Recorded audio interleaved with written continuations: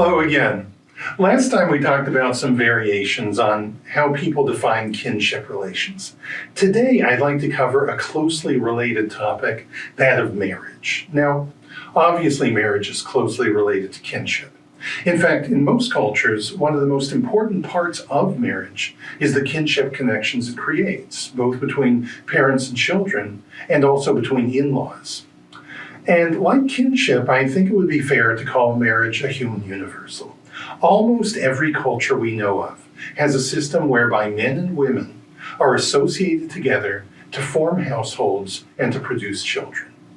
Now, there have been a few exceptions. The Nayars of India, for example, traditionally lived in large matrilineal households without individual spouses. A number of intentional communities in the United States, too, places like the Oneida community in upstate New York, or the New England Shakers, have tried with various degrees of success to abolish marriage between individuals. Those exceptions are exceptions, however. They're extraordinarily rare.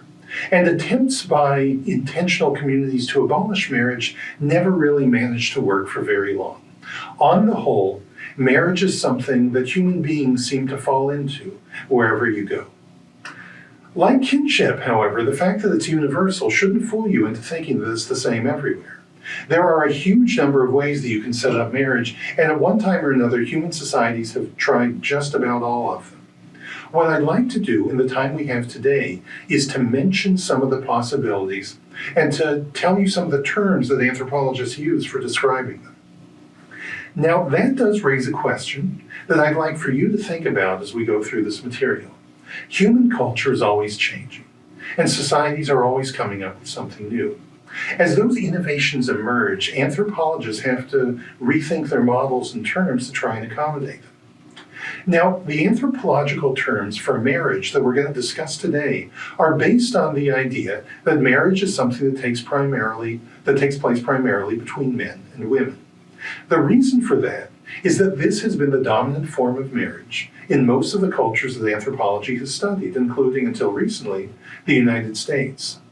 Now, in the past couple of decades, there have been some significant changes in American definitions of marriage. One, of course, is that marriage can now occur between members of the same gender, which wasn't possible before.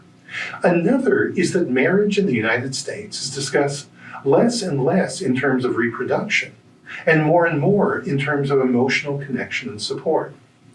Now, does that mean that we should rethink the way that we analyze marriage in anthropology? And if we were to do that, what would that look like?